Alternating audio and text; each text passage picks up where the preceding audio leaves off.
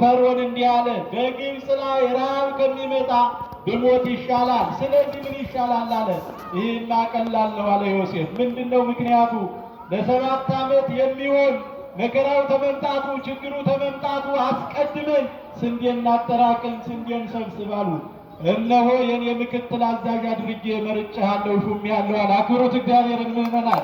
ስለዚህ ዮሴፍ የፈርዖን ምክትል ሆኖ ተሾመ። ለ7 ዓመት የሚሆን ስንዴ ሰበሰበ። ከ7 ዓመት በኋላ እንደተነገረው ረሃቡ ጸና፣ በተለይ በከነዓን ጸና ይላል። ወንድሞቹ ራብተን የምንሞትማ ስንዴ ገዝተን እንመጣለን ብለው 10 ሆነው አንዱን ትንሹን ወንድሙን ቢንያምን ከአባቱ ጋር ትተው ወደ ግብፅ ወረዱ። ሲሄድ ትናንትና ጠልተው ተመቅኝተው የሸጡት ይነግስብናል ያሉት ወንድማቸው ስንዴ ሲያከፋፍል አገኙት።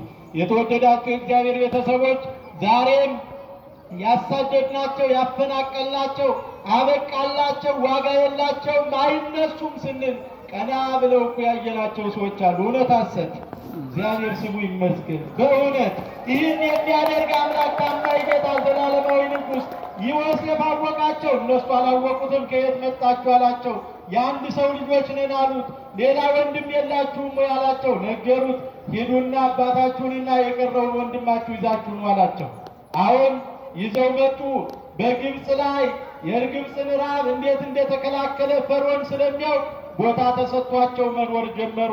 ነገር ግን ከጊዜ በኋላ ፈርዖንን የማያውቅ ዮሴፍን የማያውቅ ሌላ ፈርዖን ነገሰ ይላል።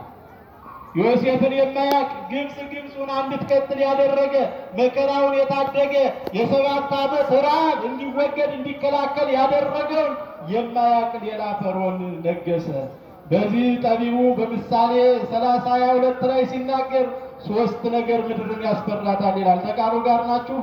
የድንግል ማርያም ልጅ ከእናንተ ጋር ይሁን። 3 ነገር ምድርን ያስፈራታል፣ አራተኛውን ትሸከመው ዘንድ አይቻላትም ይላል። አንደኛው ታሪክ ያላወቀ ሰው የነገሰለት ነው የሚለው። የተወደዳችሁ የእግዚአብሔር ቤተሰቦች ሰው ታሪክ ታላወቀ ታሪክን ታልመረመረ ታላጠና አስቸጋሪ ነው የሚሆነው። አሁን ዮሴፍን አለማወቁ ፈርዖን እነሆ በሱ ላይ ተነሳ፣ በሱ ላይ ዘመተ። ለዚህ ያበቃው ለምንድን ነው ከተባለ ዮሴፍ ማን ነው የሚለውን ስላላወቀ ነው። ዛሬ አገር እየታመሰ ያለ፣ ሰላም የጠፋ፣ መለያየቱ የበዛ፣ ጥላቻው የሰፈነ ለምንድን ነው ከተባለ ታሪካችንን አለማወቃችን ነው። የቤተ ክርስቲያኗን አስተምሮ ሃይማኖታችንን አለመጠበቃችን፣ አንድነታችንን፣ ህብረታችንን፣ ባህላችንን፣ ወጋችንን፣ ስርዓታችንን ኢትዮጵያዊነቱን ነብር ዝንግርግርነቱን አይቀይርም ይላል።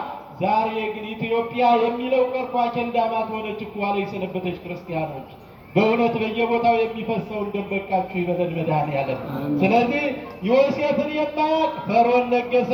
ከዚህ በኋላ እነዚህ እስራኤላውያን አለ በስተዋል። ከዚህ በኋላ ጦር ቢነሳ ጦር ሰብቀው ይገሉናል፣ ጠላት ይሆኑብናል፣ ይነሱብናል፣ እነዚህን እናጥፋ አለ። በዚህ አላቆመም። ወንድ ልጅ ሲወለድ አንቃችሁ ግደሉት አለ። ወንድ ልጅ ሲወለድ እንዲታለቅ አዋላጆቹ እንዲገሉ ትእዛዝ ተሰጠ። እንዲህ እያለ የእስራኤል መከራ ቀጠለ። ሙሴ ተወለደ። ሙሴ ሲወለድ መልከ መልካም ነው ይህ ቀረ አይባልም።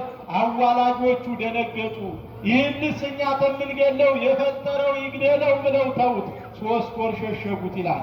3 ወር ከሆነው በኋላ ወንድ ልጅ ሲያለቅስ በልቅሶ ወንድነቱ ይታወቃልና ይታወቅብናል፣ ይገሉናል ብለው እነሆ በሳጥን በቅርቅሃ ሰርተው ተባርተው ገጣሉ ወስደው ጣሉ።